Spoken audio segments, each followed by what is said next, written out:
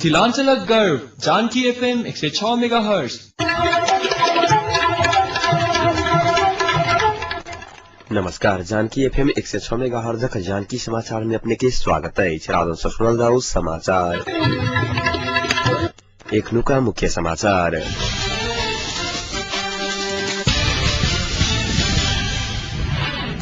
लड़ाकू सबक अस्थायी शिविर खाली करने के प्रक्रिया आयो जारी। लाखों भक्तजन सब जनकपुर अंतर्गृह परिक्रमा कयलक। आई मार्च 8 तारीख अंतर्राष्ट्रीय महिला दिवस नेपाल सहित विश्वभर मनाओल गेल। प्रमुख 3 दलक अजुका बैसार स्थगित। जनकपुर में मदिरा पदार्थ बिक्री नहीं कर जिला प्रशासन द्वारा आग्रह। माओवादी लड़ाकू सबक अस्थायी शिविर खाली करवा प्रक्रिया आयो जारी रहलाई छ। काली 6म डिवीजन से शुरू भेल प्रक्रिया अन्य 6टा डिवीजन में सेहो शुरू भेल। सेना समायोजन विशेष समिति के निर्णय अनुसार सचिवालय 13टा स्थायी शिविर खाली कर लागल छल। सचिवालय 6टा डिवीजन के दूटा अस्थायी शिविर बंद कर के तैयारी केने छ। 7म डिवीजन कैलाली अंतर्गत के सहजपुर में रहल अस्थायी शिविर मात्र बंद कयल जात। बंद कयल जाय वाला शिविर के सुरक्षा के जिम्मा सशस्त्र प्रहरी और नेपाली सेना के देल जात सचिवालय जनौलक अछि। स्वैच्छिक अवकाश जाने लड़ाकू सबके विदाई पश्चात एखन करीब 9000 लड़ाकू मात्र शिविर में रहेका अछि।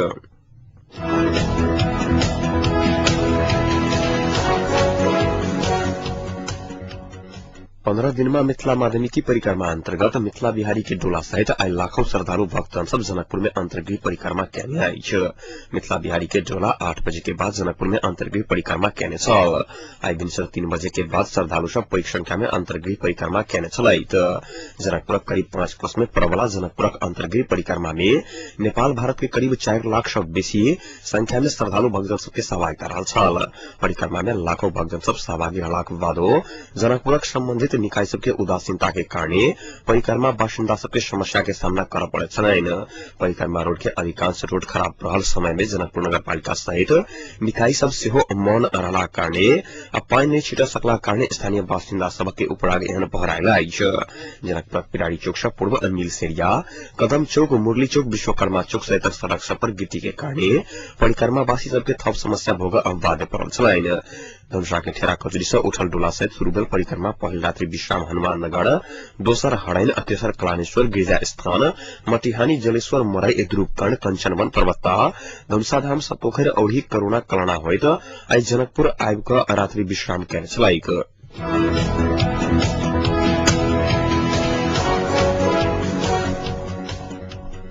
नेपाली कांग्रेस नेपाली सेना में माओवादी प्रतिनिधित्व होवजका लड़ाकू समाजन नैहात प्रश्न करना छ। माओवादी अध्यक्ष कमल दाहाल प्रचंड संग आई भेल विचार विमर्श में कांग्रेस नेता सब 7 सूत्रीय अनुसार सहमति लड़ाकू समाजन हवा प्रवाह में जोड़ देने छलैत।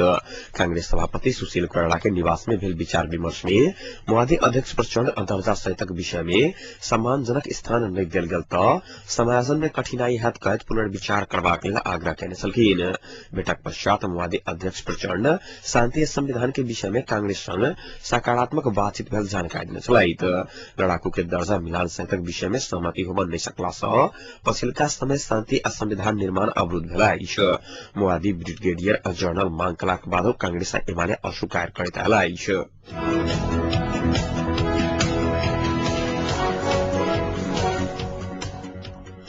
शांति प्रक्रिया संविधान निर्माण में देखल गेल विवाद में सहमति जुटाबक लेल आई बैसावाला प्रमुख 3 दलक बैसार स्थगित भेल अछि। बैसार दल सब बीच में आंतरिक तैयारी पहुंचल कहैत स्थगित कयल गेल एकीकृत नेकपा माओवादी स्थायी समिति सदस्य देव प्रसाद गुरुङ जानकारी देने छथि। हुनक अनुसार दल सब बीच आंतरिक तैयारी कलाक बादो बैसार काल्हि बैसत। शांति प्रक्रिया के सबसे जटिल विषय मानल गेल सेना समायोजन के विषय में एकीकृत नेकपा माओवादी अध्यक्ष कमल दाहाल प्रचंड सत्य निरूपण तथा मेल मिलाप आयोग, बेपत्ता छानबीन आयोग सहितक आयोग के विषय में नेपाली कांग्रेसक सभापति सुशील कोइराला आ संविधान निर्माण सहितक विषय में नेकपा एमाले के वरिष्ठ नेता माधव कुमार नेपाल के सहमति के प्रस्ताव पेश करबाक जिम्मा देल गेल अछि। एहिसँ पहिने बैसल प्रमुख 3 दलक बैसार में शीर्ष नेता सब कार्य विभाजन अनुसार अपने तैयार केने प्रस्ताव पेश केने छलखिन। आई बैसावाला बैसार में शांति आ संविधान निर्माण प्रक्रिया के विषय में सहमति जुटाबा के अनुमान कयल गेल छल।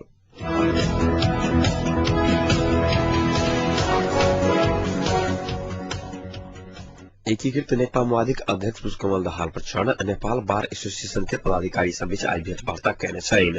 प्रचण्ड निवास लाजिम पार्क में भेल भेंटघाट में शांति प्रक्रिया संविधान निर्माण के विषय में विचार विमर्श भेल। बार एसोसिएशन के अध्यक्ष प्रेम बहादुर खड्का जानकारी दिए। भेंट में अध्यक्ष प्रचण्ड शांति प्रक्रिया संविधान निर्माण में अपन पार्टी प्रतिबद्ध भकल लागल आ तोकल गेल समय में दुनू का संपन्न हाथ विश्वास दियोने छलखिन। शांति संविधान के मुख्य जननी माओवादी भेला ई पूरा करा के दायित्व से हो अपने पार्टी के रहल प्रचण्ड के कहल चलाइन। भेंट में आगामी 3 गते से होवाला नेपाल बार एसोसिएशन के 12वां महाधिवेशन के निमंत्रणा देल गेल अछि।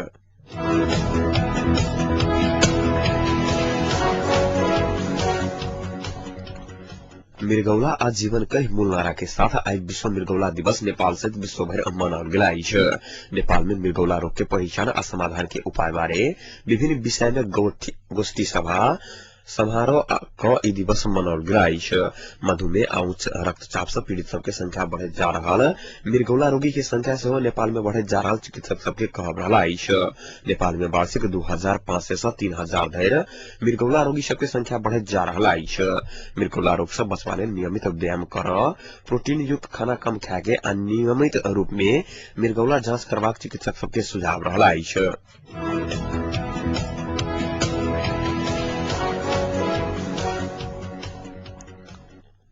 मिथिला में सद्भावपूर्ण रूप से मनाओल जाय वाला होली पावनि के समय में जनकपुर में मदिरा पदार्थ बिक्री वितरण नहीं करबा लेल जिला प्रशासन सब संग आग्रह केने अछि।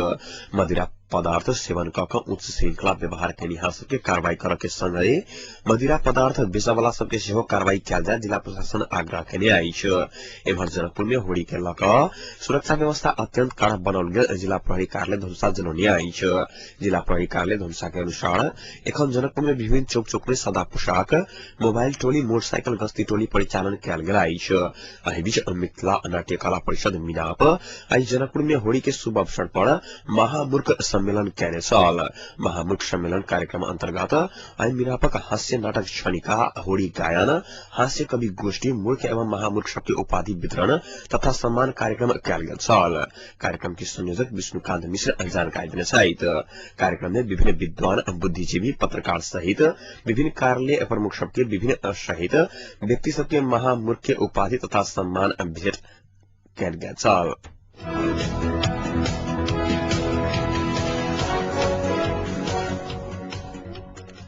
आई मार्च 8 तारीख अर्थात 102वां अंतर्राष्ट्रीय श्रमिक महिला दिवस नेपाल सहित विश्वभर विविध कार्यक्रम के संग ई दिवस मनाओल गेल अछि। संयुक्त राष्ट्र संघ आई के अंतर्राष्ट्रीय श्रमिक महिला दिवस के नारा ग्रामीण महिला के सशक्तिकरण, भोक आ गरीबी के न्यूनीकरण कही तय कयल गेल छल। त नेपाल में महिला हिंसा अंत्य करू, शून्य सहिष्णुता कायम करू मूल नारा तय कयल गेल छल। अमेरिका के न्यूयॉर्क में कपड़ा उद्योग में काम करय वाला महिला मजदूर सब 8 घंटा काम, 8 घंटा आराम, 8 घंटा मनोरंजन आ समान जिला सहित महिला संग संबंधित अधिकार के आवाज उठबैत कहने संघर्ष सफल भेल दिन के याद में विश्वभर के महिला सब सन 1910 मार्च 8 से ई दिवस मनावा लागल अछि।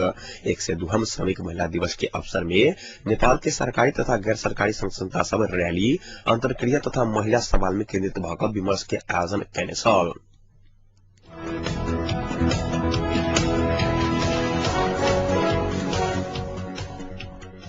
मैक्सिकन टेलीकॉम मालिक कार्लोस स्लिम हेलू तेसर बेर विश्व के धनी व्यक्ति के नाम दर्ज कराबा में सफल भेल अछि। विश्व के धनी सबक सूची में सार्वजनिक कर रहल फोर्ब्स पत्रिका के अनुसार 72 वर्षीय धनी कार्लोस संग $69 अरब के बराबर के संपत्ति अछि। एहि वर्ष सेहो दोसर धनी में माइक्रोसॉफ्ट संस्थापक बिल गेट्स कहने छथि। 56 वर्षीय बिल गेट्स संग $61 अरब तेसर स्थान में रहल वारेन बफेट संग $44 अरब के बराबर के संपत्ति रहल अछि। फोर्ब्स के धनी सूची में 4 में फ्रांस के बर्नार्ड आर्नाल्ड, 5 में आमेसिया के आर्गेटा, 6 में लैरी इस्लम, 7 में आइका विशिष्टा, 8 में स्टेफन फर्सन, 9 में हांगकांग के ली कास्टिंग आ 10 धनी में कार्ल्स अल्बिस्टी रहल अछि।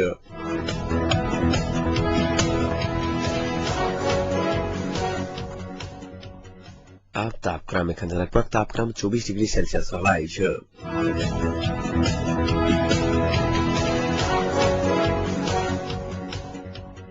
प्रमुख समाचार अंत में एक बेर फिर से।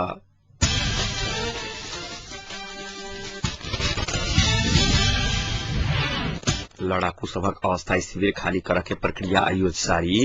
लाखों भक्तजन सब जनकपुरक अंतर्गृह परिक्रमा कयलक। आई मार्च 8 तारीख अंतर्राष्ट्रीय महिला दिवस नेपाल सहित विश्वभर मनाओल गेल। प्रमुख 3 दलक आजुक बैसार स्थगित। आज जनकपुर में मदिरा पदार्थ बिक्री नहीं कर जिला प्रशासन द्वारा आग्रह। आइक संग एवं जानकी समाचार यदि संपन्न होते पुनः जानकी समाचार संग उपस्थित रहबेटा करब तादर सुनते जानकी FM 106 मेगाहर्ट्ज। नमस्कार।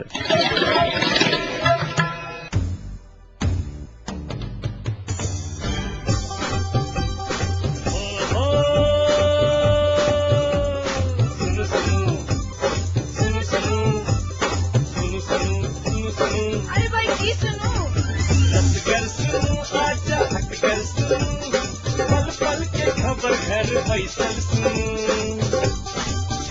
जानकी मन माफी कपन बाट ऐसा जानकी मन माफी कपन बाट ऐसा सुनो मिथिलांचल कर जानकी अपना 106 मेगाहर्ट्ज।